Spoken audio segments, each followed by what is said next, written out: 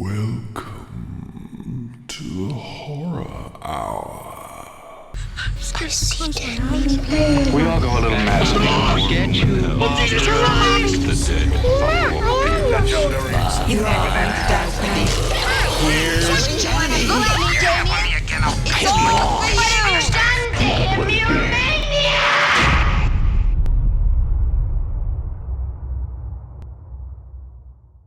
Hello and welcome to the Horror Hour. This is the podcast where we discuss, debate, and disagree on all things horror. I'm one of your hosts, Yutaka.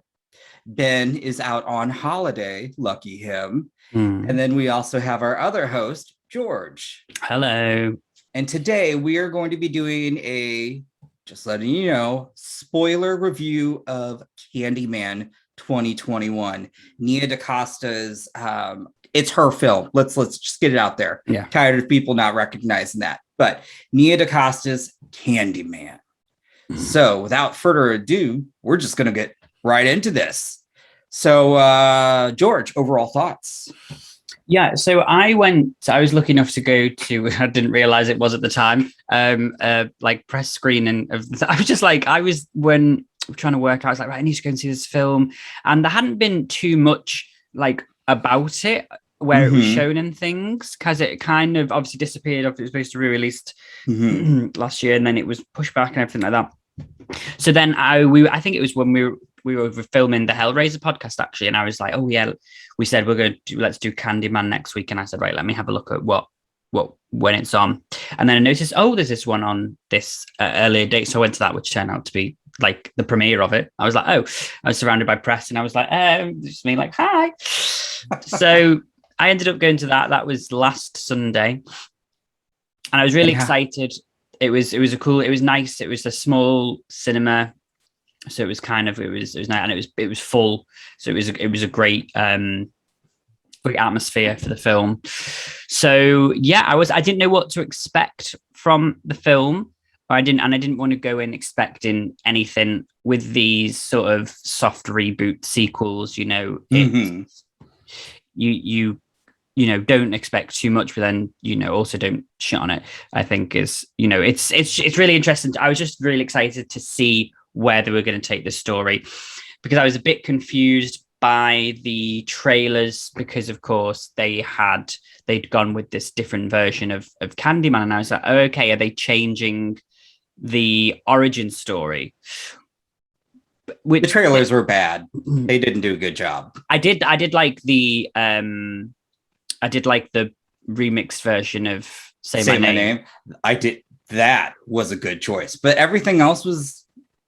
Yeah, I didn't give too much, and it kind of turned out to be that the trailers kind of already gave me, like, I kind of knew what was going to happen in one sense, because I remember watching the trailer and thinking, this is very Rings, like the vibe it was given. I mean, it was better than Rings, but the idea of what it was portraying, I could tell what was going to happen. But anyway, sorry. Anyway, I'm just going off a tangent here, but yeah, I actually really enjoyed the film. I found it, I think an hour and a half was the right amount of time. As I'd said before, I don't need these 3.5 hour art house horror movies for me. I'm classic. I like an hour and a half, in and out, done, sorted, because otherwise I have to pee 20 times, because I've got the bladder of an 80-year-old woman with a catheter. So when I'm in the cinema, I go about 6 times. That's terrible. So yeah, I really enjoyed it. I loved the cast. I loved Nia Dacosta. Nia Dacosta's directing, I think, was fantastic. I loved the intro. So for me, it was a big plus. But obviously, I'd seen it before anyone else, so I didn't have anyone to talk to about it. You sure as hell put your thoughts out there, though. But I put them out there, and then apparently there was supposed to be an embargo. But that was nobody told me that when I went. We didn't know. Yeah. So anyway, apologies, Universal. And then I went to go and see it again on Friday with my manager from work, and she'd never seen the original, so she's like, I'll come and see it, and she's going to watch the original now. But yeah, again, I really enjoyed it again. Even the second viewing, I was thinking, would I find it as entertaining? I'm not saying it's, you know, a phenomenal, fantastic film, but for me, I really enjoyed it, and I liked what it was talking about, and I loved the score, and I think the cast were fantastic. So for me, it was a big, overall, I really enjoyed the film. What about you? So, well, I liked it. Yeah, I know. I see that look.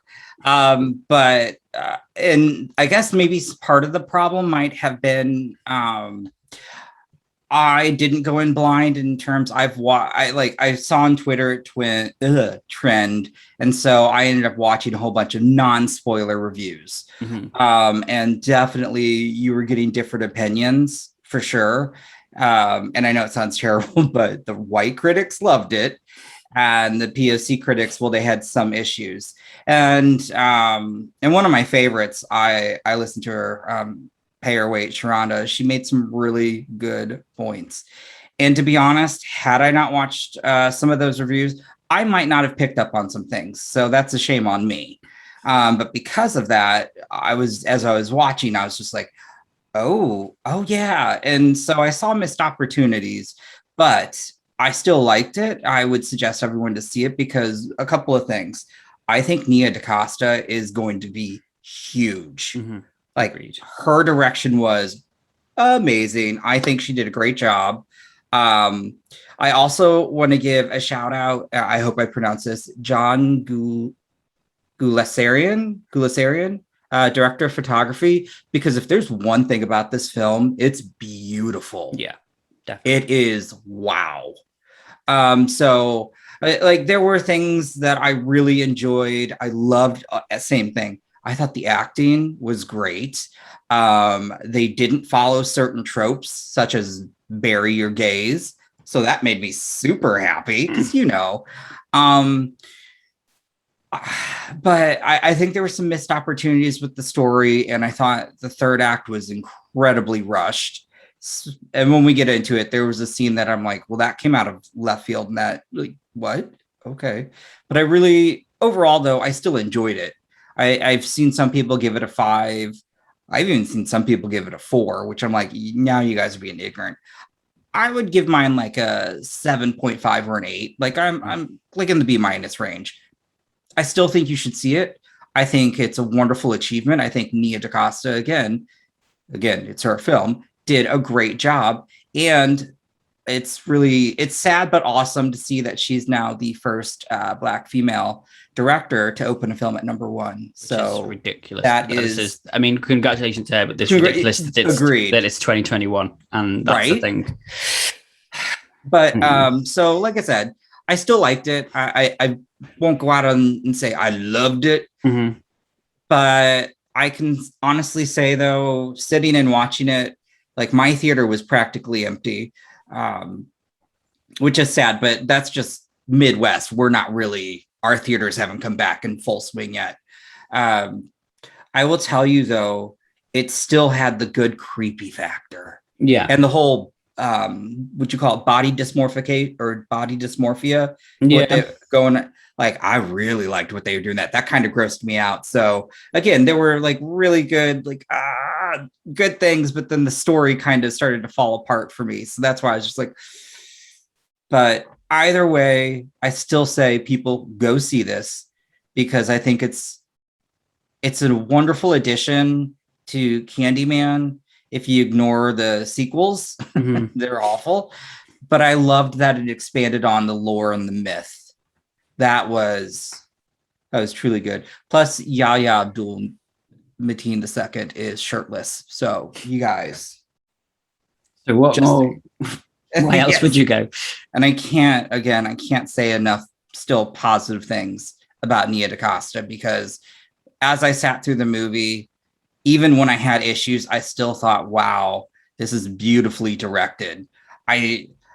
I don't know awards wise if that's even possible, because we know how they hate on horror, but I will say the direction of this film though was like, she did a wonderful job. I can't praise that enough. Well, it's just so exciting as well, because as you say, she will be doing Miss Marvel. So to see this, starting with Eternals and Chloe Zhao, and now with Nia Dacosta, if Nia brings, I don't know how she could do it. Obviously you can you can see Chloe Zhao's like you can see her imprint on Eternals and how like beautiful it is. So I'm really intrigued to see how if there is, obviously I know The Marvels isn't a horror movie, but I'm intrigued to see the type of style that Nia goes with that film. I think could be really interesting to see. So I'm really looking forward to that. Marvel are actually doing some really good, exciting things at the moment. I just wish DC would do something, but hey, we've got the Flash. Oh. But yeah, I really did, and I before we go into all like our pros, cons, all that good breakdown, I want to give a shout out to actually my favorite character though, real quick. I just, because I thought he was so good. Yes, I kind of found him attractive, but I think you're going to say the same character that I'm going to say. Coleman Domingo. Okay, no. Coleman Domingo was just so charismatic on screen, and he really sold it when we saw him before, when we get to that part. But I really liked his character. I thought the acting in this was, for a horror film, sometimes we just don't get top-notch acting. I really thought we got something here. So all of them did great, but Coleman Domingo just stood out for me, and I really, really liked his character. But with that, we're going to take a little break. George is going to, wet his throat because he keeps, he's like a frog or whatever you over there dying. And we'll be back. Don't forget to follow us on Twitter and Instagram at The Horror Hour TV. And we are back. All right. So we're now going to discuss our pros and cons, and I will let George go first because he loved the film. So George, what are some pros? So pros for me, I kind of glazed over it at the beginning, but the cast I thought was a really, really strong cast. I thought we got, for the most part, we really got to delve into, you kind of understood quite a few of the characters and got to kind of know them quite well, even in the short space of the 90 minutes. Obviously, there are some that maybe could be fleshed out a little bit more, but overall, I think they did a really strong job with the characters, and I think the cast, were fantastic. The standouts for me actually was Nathan Stewart Jarrett, who played Troy, who was Brianna's brother. He was so funny. He's a brilliant actor. He's actually British. I knew him from, used to be in a show years ago called Misfits in the UK, which is a fantastic show about a group of it's a pretty big hit over there. Yeah, who get superpowers. So it was really cool to see him in this role. I know he's got quite a lot of work quite recently and I think he was in Modern Love or something on Amazon Prime as well. So he's been doing a lot. But yeah, so I really loved him. There's the part where they go back to go and get Brianna's stuff, and he's like, Anthony, come out where I can see you. We will be taking her stuff, and then we will be. It was really fun. So I really liked him, and I liked Kyle as well. Grady, who played his boyfriend. I thought they were really good. They were quite a comedy couple, but not in the sense like it wasn't, being stereotypically. It wasn't normal. Yeah, it did. Yeah. It was very. I really liked that relationship, and I was so worried, that they were gonna, And so I was very happy they did not. Yeah. So for me, I would say the cast was definitely a big pro. I mean, obviously at the end, well, I might put that in cons. I don't know. I haven't fully decided on that. The Tony Todd. Well, first of all, let me say that Tony Todd is not a con in any way. How they used Tony Todd may be a slight con. I liked how it worked because I wasn't sure how he was going to be used, and I was worried when it was getting to the end, and I was like, wait, is he actually not in this? And then I was thinking, no, there's no way they've done Candyman without him. That's like doing Scream without Sidney Prescott. So yeah, Tony was fantastic, and he said like 2 fucking lines, and I was like, oh my god. So he was brilliant. He just has that look, and I'm just like, he could just sell anything. I'm just like, oh. So I really loved his small section. If that means maybe he'll come back in some way, maybe not. I don't know. I don't know if they're planning on doing a sequel to this. It doesn't necessarily need a sequel. I guess that was kind of, just a nod at the end to him being the original Candyman. I mean, we'll talk about the origins of Candyman maybe a bit later on, but yeah.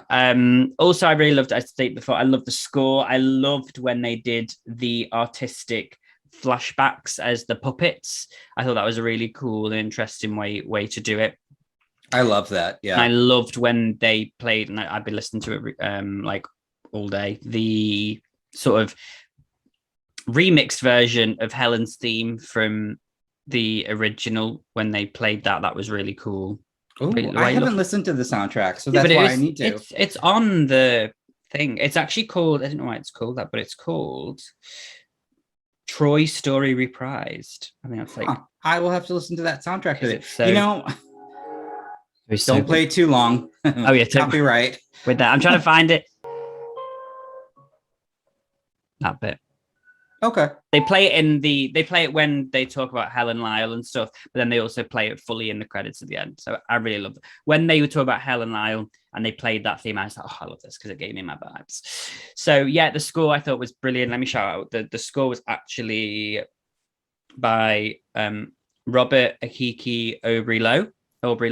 So shout out to him because it was a really cool, dark sort of score. I really liked. It worked, yeah. It really worked with the story and with the direction it was going in.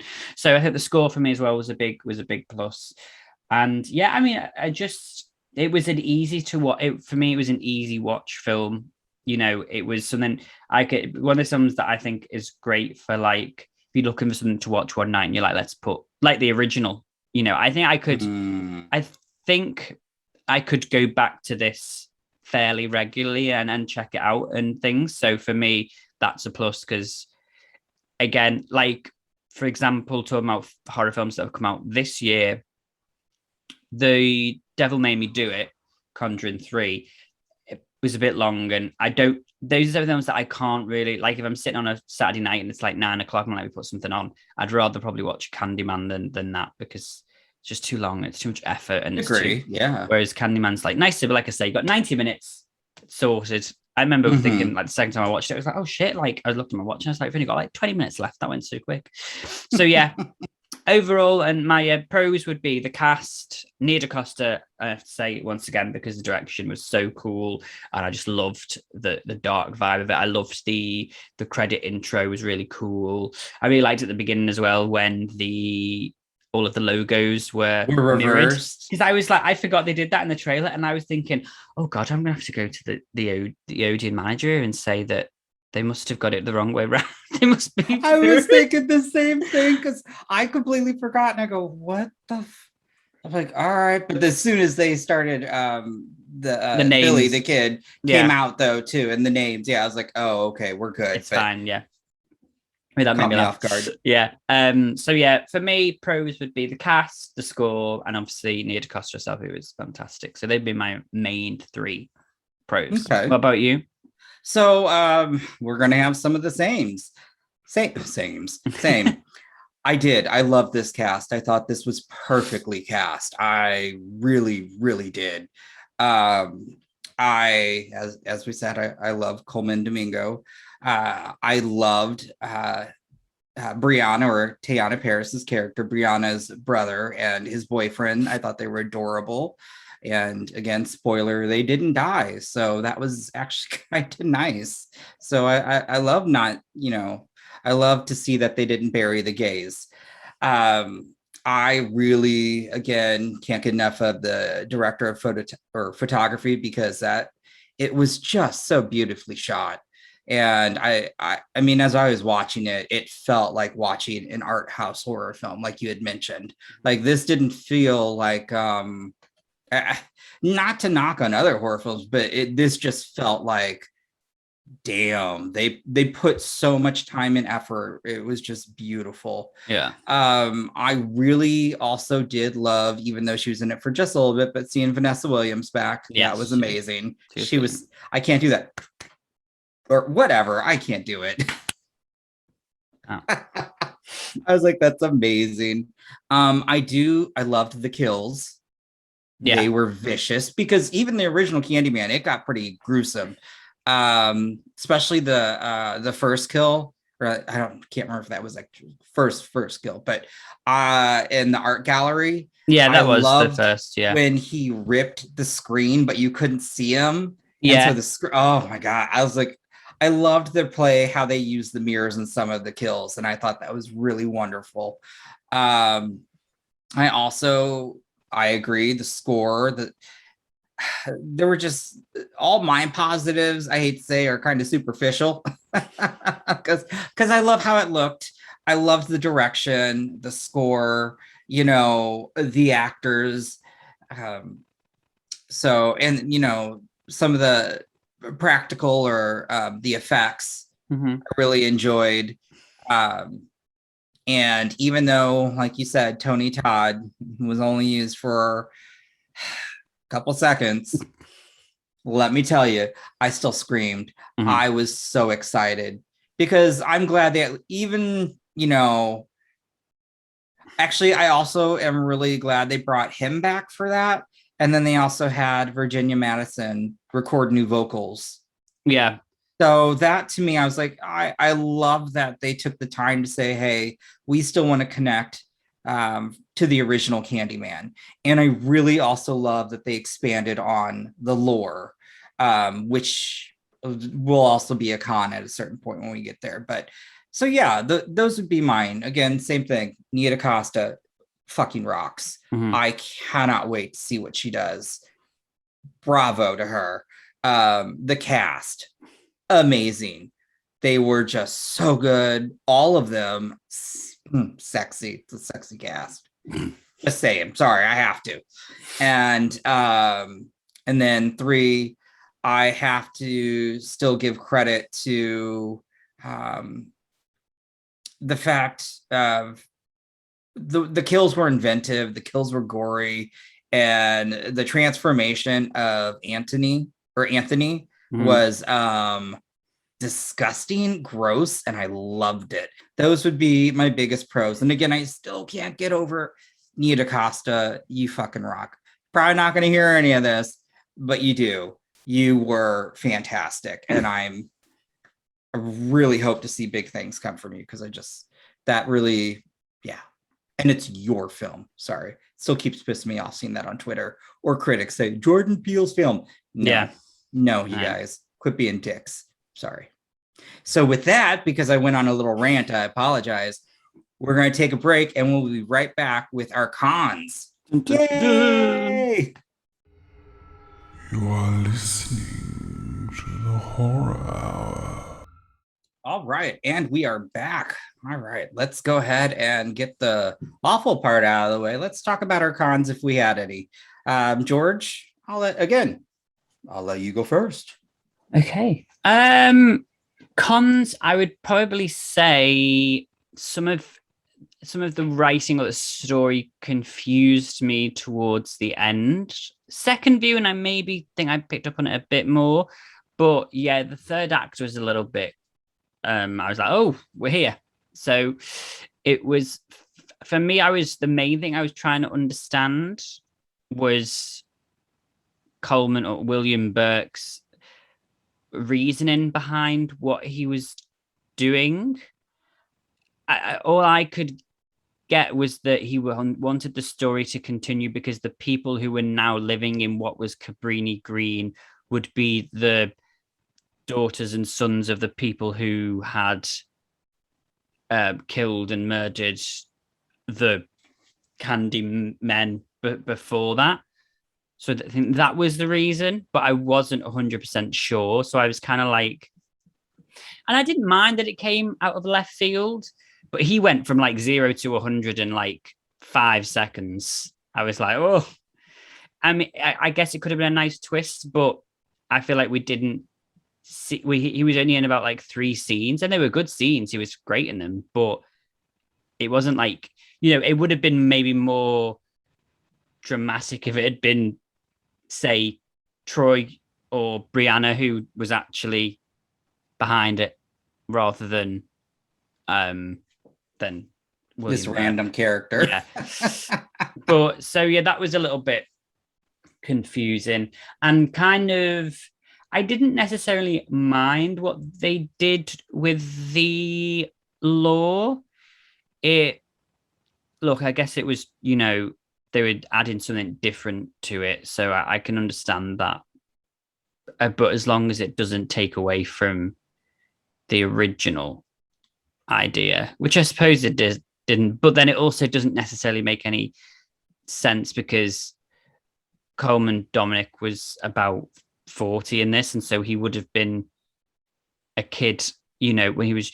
But was it that Sherman Field's Candyman only came back because of, well, why? Because they said that, because he said his name. Why was it his Candyman rather than the original Daniel Robitaille's Candyman? I don't think that was a real Candyman, honestly. I think he was just, my understanding, or at least what I thought, was he was some type of fugitive, and he was hiding within the walls in Cabrini Greens. And so he'd heard somebody, because nobody called his name. So when, what's his name? William, or I think Billy is what he was going by. When he was going to do his laundry, he just appeared. I don't think it had anything to do with. Yeah, no, not that part. I mean, like now, like in the present day, why was it that Candyman? Oh, I don't know, because that Candyman was killed in like the 70s. Mm-hmm. Yeah, but then Candyman 1992 takes place in the 90s, and it's Tony Todd's. But is that because of the link between Helen Lyle and the fact? So that was just a bit confusing to me, why it was that Candyman. Yeah. But I guess it was just that Candyman isn't a person, he's the whole hive. Yeah. So fair enough. It was just a little bit confusing. I understood what they were going for. It was just a little bit. I was like, well, if it was in the 70s, why is it this particular Candyman that's coming after him? Why isn't it the original? But yeah, so anyway, so that would be my main con, to be honest, was just that towards the end I was just a little bit confused about what was going on. And then I suppose at the end, it's about keeping the story alive. So I did kind of like the tell everyone vibe. It reminded me of something, but I can't remember what it reminded me of. There was something else they did. I mean, it's very much like The Ring, where you have to keep it story, going. Yeah. So, which is also why it reminded me of Rings as well. But it was better executed than that, I have to say. But yeah, so I think for me, the main con would just be that the story got a bit confusing and towards the latter end of the film, and I wasn't 100% sure what they were going with. But overall, sure. I didn't have that much to say about it. I thought I quite enjoyed the film. But yeah, just the whole William Burke and then the different Candyman and why it was that Candyman. I guess it was just, I don't know if there was a lottery on and they just pick one. Like they're all sitting there going, okay, which one's going to go up today? So it's making me think of Beetlejuice. Yeah. But that guy was fantastic. Michael Hargrave, who played Sherman Fields, he was brilliant, and he was so creepy. So creepy when they were when you saw him properly in the mirror, and he was like, oh, like it was really cool. So and the practical effects on him were brilliant as well. So yeah, that would be for me. What about you? I think, again, same thing in terms of con. That ending was rushed. Mm-hmm. It truly, like you said, you're like, whoa, oh, what the hell? It just came out of nowhere. Same thing with also William Burke, or Coleman Domingo's character. I didn't like that because it like I said, came out of left field. I was like, I got it at a certain point, but I'm like, there was no lead up to it, and it just came off so bizarre. Mhm. And I'm just like, what? It was just, to me, it was random, and I don't feel it fit the story per se. But again, it also still helped propel the lore forward. So, I mean, there were things I liked about it, but it was just so like well, that's weird. Why even have that? Okay. And a lot of things that I do see that have been called out. And again, I never would have noticed it, but sitting there watching, I'm like, oh, that kind of would have maybe hit that point home more, because if you think about the original and the gentrification, and they really dig into that, whereas here they talk about it but they don't show the effects of it, of the people it impacted. So I was like, well, it would have been nice to see that. Yeah. But it's just that third act was, as much as I enjoyed all the killing at the end, I loved that. That was great. I just thought it was so rushed that I didn't get to enjoy it as much. You know what I'm saying? Because the whole movie up until that point, I wouldn't say it was a slow burn, but it was like, you're good, this is great, I'm following along, and all of a sudden, you're like, what? Where are we? Yeah. So I had issues with that, and maybe some of the script, but again, I think they, overall though, I still say it's a good film. I liked it. I would suggest people to see it. That's just my, my biggest concerns were those, because those kind of stuck out to me. Yeah. I would agree. I would think that, overall, it's not an awful film in any sense of the word, but No, I think, oh God, no. If the ending had been maybe just tweaked a little bit more, and maybe even say added 10 more minutes on or something with a bit more going on, then I think it could have been it could have been phenomenal. It was still amazing. I still really enjoyed it, and I would definitely say I would definitely watch it again. So yeah, it doesn't put me off. It's just one of those things where I'm like, oh, I just kind of wish it had been, there'd been that extra bit. But yeah, it doesn't. And you saw it how many times now? So I've seen it twice. Okay. The first time was probably the best time because it was a really great audience. And so I really looked like everyone was like laughing and clapping like it was in an American cinema.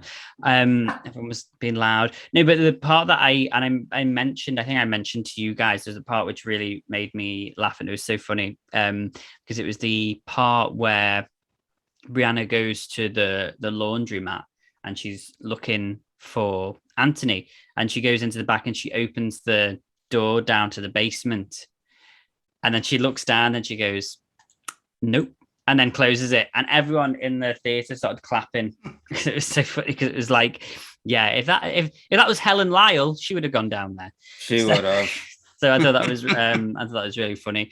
So yeah, but I enjoyed it, and I would probably go and see it a third time. I probably would in the cinema. Well, I mean, also I have OD Limitless as well, which is not sponsored, but hey, if they want to sponsor, which is a thing in the UK where basically you pay, and they've probably got similar ones in the States as well and all over the world. They do, yeah. Where you pay like, £12 a month and you can go to see the cinema as much as you want. So I would definitely utilize that to go and see it a couple more times.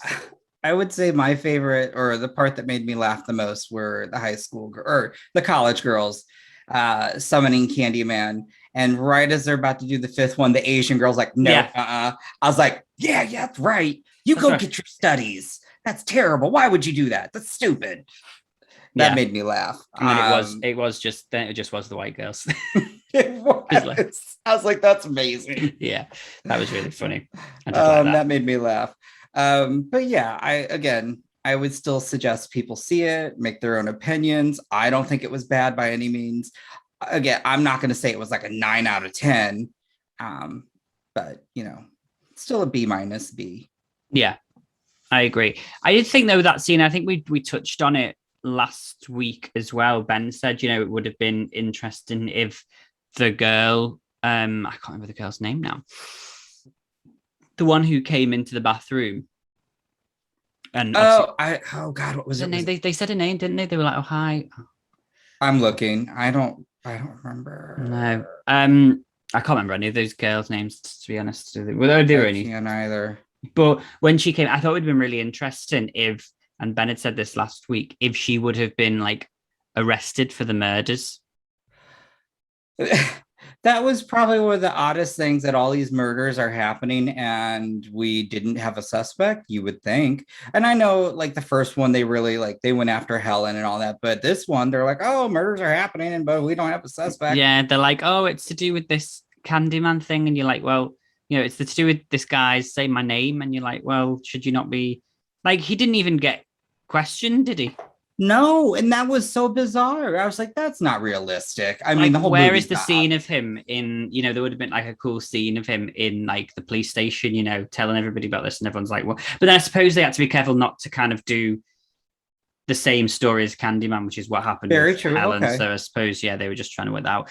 But that would have been, how cool would that have been if that girl had been arrested for it? And I think it would have really added as well to the story they were trying to tell, because it would have reiterated obviously what happened to Sharon Fields, and he was obviously innocent. Mhm. And then she could have been like the new Candyman, and we could have had a female Candyman. I thought that would have been quite cool. But yeah, I can't remember what I was talking about before this, but yeah, I think it was just that scene we were talking about. But yeah, I really enjoyed the film as a whole. So look, I would be interested to see if they would look at. I mean, I don't know. Do you think there are legs for a sequel? Maybe I know we say this all the time. Maybe a streaming show. I don't know. No, I think definitely we could see a sequel. I mean, budget wise, it wasn't that big of a budget, even though it looked like it was big budget, and it opened very well. So I think it will be one of the few films, the post pandemic, that will be profitable. Mm-hmm. So I definitely think, yes, we're going to probably see a sequel. And if Marvel's opens huge, I could easily see them trying to lock Nia Dacosta down to do a second one. Yeah. I would be into that, and but I'd also be interested I would like her to maybe direct another horror film as well. I'd like to see, an original or something like that. Would be really interesting. That would be okay too. I mean, she's clearly got the chops for it, so I would love to see that. Yeah, I think it was really good. Yeah, it was just the writing let it down, but I really liked it, and obviously, yeah, it was really good. I thoroughly enjoyed it. I preferred it more than I know it's not his movie. I'm not saying it's his movie, but I preferred it more than Us, which is obviously Jordan Peele's movie. But he was obviously involved in this. So I think it goes to show that maybe Nia Dacosta has the goods and Jordan's just maybe a bit tepid, because he did write the script as well. We'll see. What's his new film that's coming out? I don't know. It's got a great cast. So yeah, it has got a great cast. But we'll see. Yeah, we shall. Well, I think we'll... On that note, we'll wrap it up. So final thoughts, Yutaka? I would still say go see it. Yeah, I agree. Yeah, absolutely. I agree. I think it's one of the better horror films to come out in recent times. I think it's definitely good. And I think it's good because you don't necessarily have to see the original, because it does tell you all the details that you need to know. Ooh, I loved that too. I would definitely say watch the original. I would still say I prefer the original, but I'd said before the original, and I can never find the right word to describe it, because I always say it's like homely, but not homely. Like there's like it feels like, I don't know, maybe it's like it's like 90s, and it's like, I don't know, there's just something about it that makes me feel like, maybe the way it's filmed, it just feels like comforting. It's so weird, but yeah. I would definitely say that's my favorite, but this I think is a really, like, this is for a okay, let me ask you this question then, in terms of, with the whole thing we're sort of doing, where it's like we mentioned this before, like Halloween 2018, do you think this was better or worse than Halloween 2018 as terms of like a direct sequel to the original? Ooh, I know they're very different, but yeah, they are. I would probably say Halloween 18, and that's more because I think the story was like more, it was tighter. Mhm. I think Jamie Lee's performance really sold it. It was her film, in my opinion, and everyone else was just, hey, I'm here. But I think the pacing on that really worked, and there was just like, if that never is, like, I know we're getting a trilogy out of that, but if that had been it, I felt that was a wonderful end, a great, I do. And this one, like, I would have to go that. But Candyman 2021, it's still really, it's still good, you know. But these are two different genres, where this is definitely has more social commentary, and trying to make some type of statement, to get you to think, in a sense, whereas Halloween's not one of those. It's just go in. Yeah, slasher. Yeah. Crazy. So two different things. And honestly, slashers are my favorite. So I would tend more to Halloween. But again, this was good. I would say see it in theaters. This should be seen on a big screen. I think you'll get a better effect. Yeah. If you feel comfortable. But yeah, that's my overall opinion. Put me on the spot like that. Ass. But yeah, so we will go ahead and wrap it up. So everyone, thank you for listening to the Horror Hour. Remember, you can follow us on social media, on Twitter at the Horror Hour TV. We're on Instagram at the Horror Hour TV. You can also find us on YouTube, the Horror Hour TV, where you can actually watch these videos if you would like to see our lovely faces. Or you can listen to us on most streaming platforms. And then I'll let George promote our merch, because he's better at it than I am, because we're both wearing we are different variations of the merch. You can get this on Redbubble. We'll put the link in the description below if you want to go to it. But you can just search the Horror Hour on Redbubble and it will come up. It's the one design, it's the logo design, but there's loads of different variations of it. So you have the t-shirts, you've got hoodies, you've got the baseball t-shirt like Yutaka sporting. If you can't see it, then when you listen to the podcast, you need to go over to the YouTube channel, which Yutaka said wrong. It's actually just the Horror Hour, not the Horror Hour TV. Oops, sorry. That's why I'm bad, guys. We'll let him off. Yes. But yeah, so you can get those. You can check them out. They'll be in the link in the description below. But yeah, it's just on Redbubble. The shop is the Horror Hour, all one word. So you can get them now. They are very comfortable. Well, I think they are. Anyway, this one is. They are. Yes. Yeah. So get them while they last. Yeah. Help support the channel. Yeah. Maybe it'll help Ben comb his hair. You never know. We could buy a brush for him. Yeah. Love that kid. You can support Ben for just £1 a month. Yes. Thank you everyone for listening. And what are we doing next week? Yeah. What are we doing? We will be doing we'll be ranking our favorite final girls.